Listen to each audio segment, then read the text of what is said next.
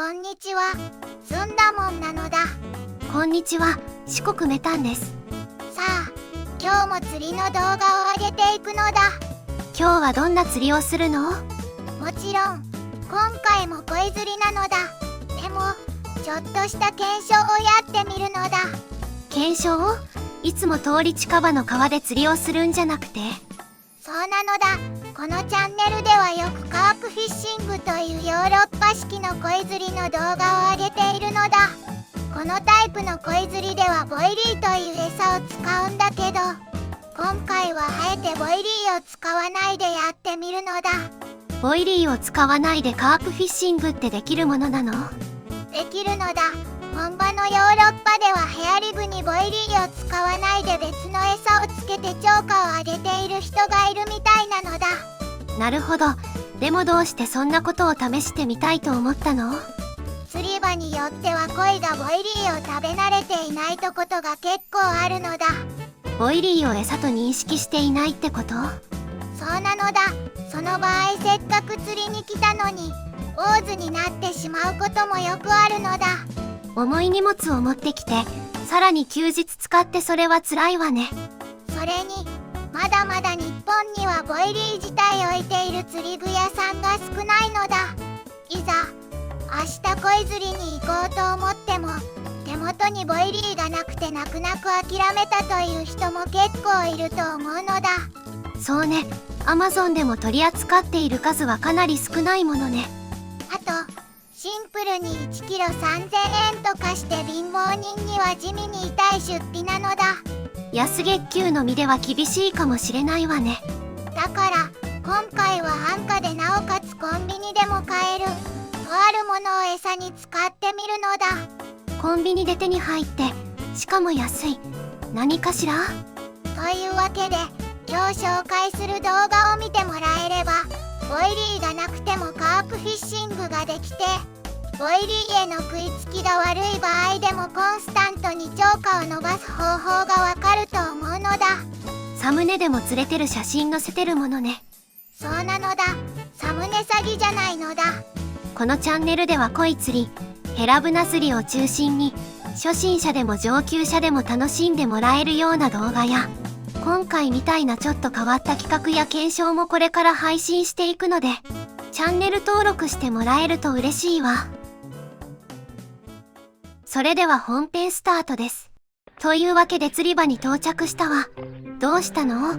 今回も自転車じゃないわ。ふふ、今日は愉快な仲間たちがいたので車で運んでもらったのだ。梅とか。さて、いつも通り水温を測って。水温は 21.4 度ね。次にディーパーを使って地形を。で、これじゃ本当にいつも通りよ。メタンちゃん、落ち着くのだ。いつの間に乗りツッコミを覚えたのだ。やかましいわ。今日は検証動画でしょ。ボイリーの代わりに何を使うのかしら？知りたいのだ。そうね。どうしても？この緑やっぱりめんどくさいわね。それでは発表するのだ。僕が今回用意した餌はこれなのだ。コーンの缶詰？ふふふ、シャキッとコーンなのだ。これで鯉が釣れるの？もちろんなのだ。日本式の鯉釣りではメジャーな餌なのだ。食わせ餌としての実績は抜群なのだ。確かにそうね。鯉釣りコーナーや跡地ヌの餌でもコーンは使われているのを知っているわ。シャキッとコーンではないけれど。何か言ったのだ。なんでもないわ。それだと釣り用のやつを買えばいいんじゃないかしら。僕的にもシャキッとコーンを選んだ根拠がいくつかあるのだ。まず、釣り用の餌として売られているものよりも安価で大量ということ。鯉釣りは日本式、ヨーロッパ式問わず寄せ餌を打つのだ。食わせだけに使うのではなく寄せ餌にも使用することで鯉の警戒心を下げられると考えたのだ。寄せ餌はボウルいっぱいに餌を入れて作るので量は多い方が良いのだ。そして値段も1貫100円台で購入できるのだ。次に匂いが良いところなのだ。匂い？鯉に限らず魚は匂いにとても敏感なのだ。保温単体だけではなく缶の中にある汁も余性餌と混ぜることで収魚力が上がるのだ。余性餌に混ぜるのは分かったけれど、ベースになるものは何かしら？これは釣り人やポイント、季節によって個性が分かれるのだ。個人的には僕はコーンと合わせるなら植物性の餌をおすすめするのだ。なぜ植物性の餌をおすすめするの？動物性の餌の場合、もともと匂いが強くてコーンの匂いを際立たせる意味が弱いと思うのだ。仮にボイリーと合わせる場合にもボイリーの主張が落ちる気がするのであまり使わないのだ。あと、単純に匂いが苦手だからあまり使わないのだ。今回はコイムソウというマルキュー産の餌を使用しているのだ。確かに餌を混ぜる必要があるから、匂いがきついのは厳しいわね。もちろん、一本式の鯉釣りの場合は動物性の餌も有効だと思うのだ。前から思ってたんだけど、この袋みたいなのは何かしら？これは PVA パックなのだ。水に濡れると溶ける素材でできているのだ。魚の分散を避けるため、寄せ餌と針の位置は基本的に近い方が良いのだ。カープフィッシングは遠投することも多い釣りなのだ。その時、寄せ餌を針の位置まで正確に投げるのは難しいので PVA を使って針と同時に投げるのだ。というわけで、餌をポイントに投入なのだ。さて、ここから待ちの時間ね。今日の潮回りはどんな感じかしら？今日も大潮なのだ。潮汐標的に運んだ感じなのだ。11時ぐらいに餌を投入したので、これから潮止まり、上げ潮の時間に回遊してくる鯉を狙うのだ。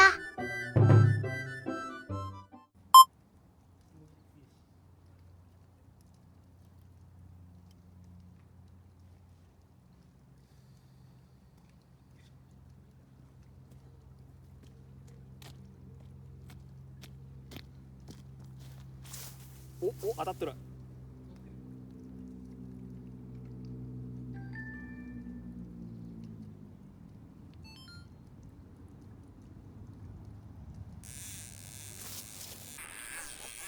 ヒットしたわ。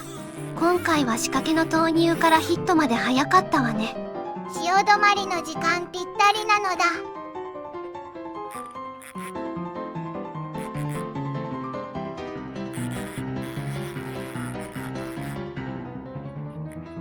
食ってるね。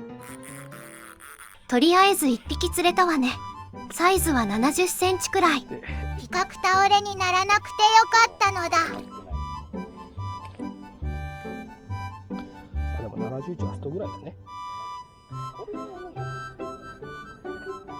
あ、ちょっとだけ。そういえば、具体的にどのポイントに餌を投入したの？忘れてたのだ。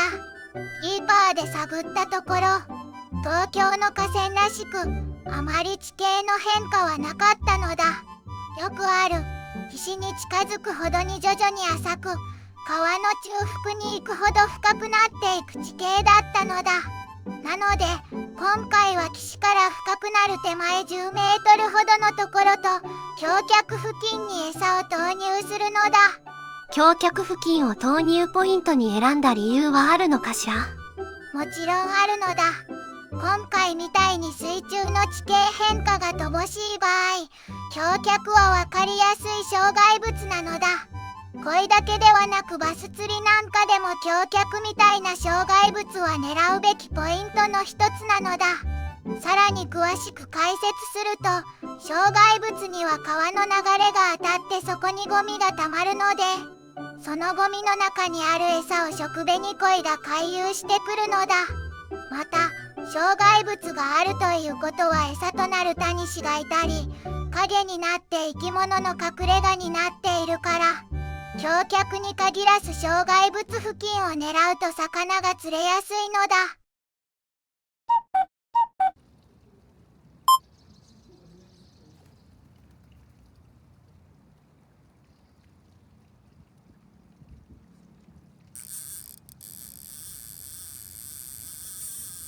ものすごいダッシュなのだ。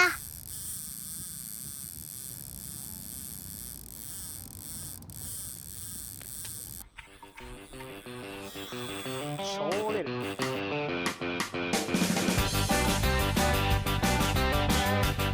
それにすごいパワーよ。これは大物の予感がするわ。さ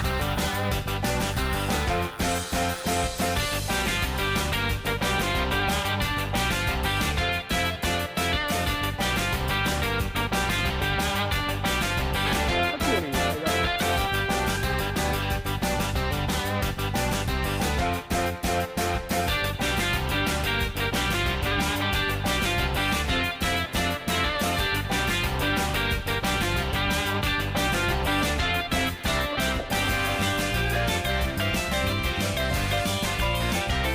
頑張るのだ。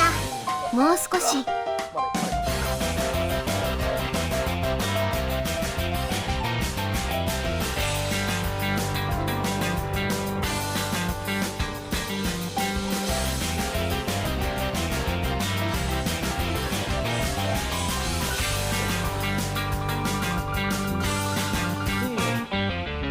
やったなのだ。これは文句なしね。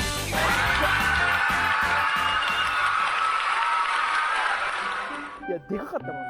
そうか。ごめん、バケツ持ってきて。でっかいよね、すげえわ。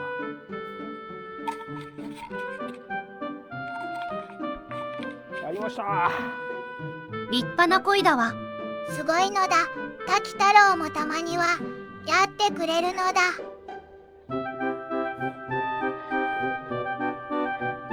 太鼓すげえな。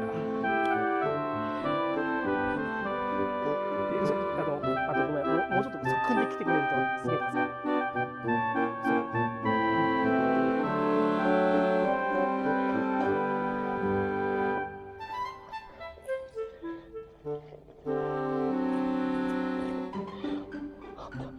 あら、折れてる。これはフックがへし折られているのだ。ほら。それほど引きがすごかったのね。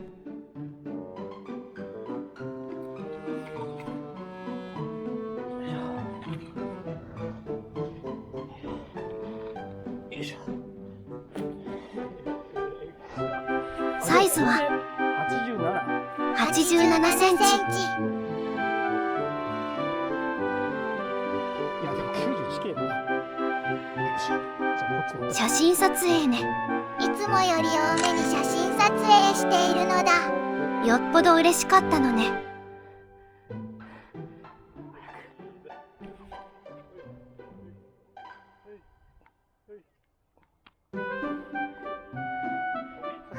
これさ、カメラでちゃんと全体撮れてる感じ。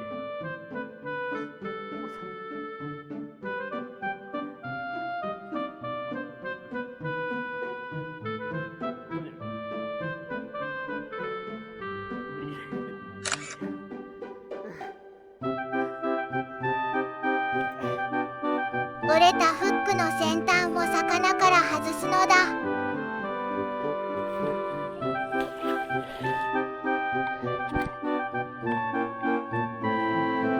というわけで遊んでくれたナイスな魚にお礼を言ってリリースするのだ。お疲れ様。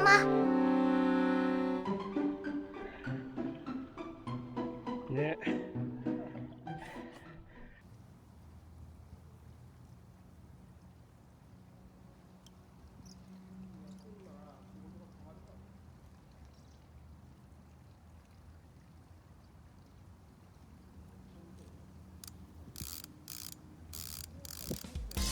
またヒットしたの。今日は一体どうしたのかしら。猛虎打線爆発なのだ。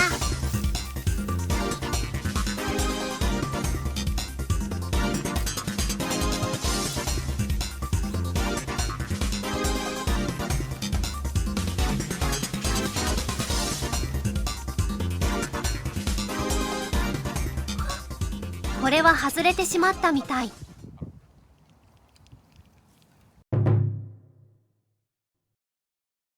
検証終了なのだ。すごかったわね。結論、ボイリーの代わりにコーンをつけてカープフィッシングをすると爆釣する時もある。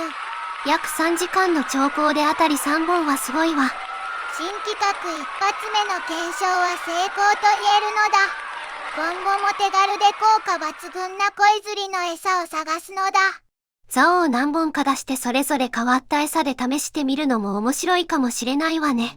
でも、ずんだもん的にはもっとボイリーを置いてくれる店が増えて、恋釣り、カープフィッシングがもっとメジャーな釣りになってくれると嬉しいのだ。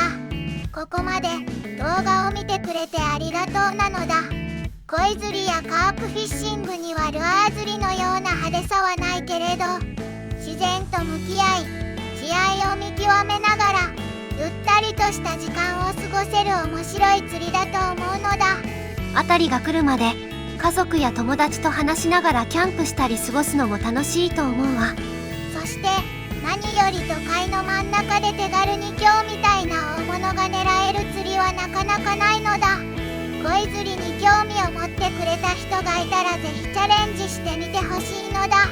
ここまで動画を見てくれた人なら恋釣りにはまる素質があると思うのだ。もしわからないことがあったらコメント欄で質問してくれると嬉しいわ。こんな感じで今後も釣り動画をアップしていくので、面白いと思ってくれた人は高評価、チャンネル登録よろしくお願いしますなのだ。質問以外でも動画への感想コメントもお待ちしております。バイバイ。バイバイ。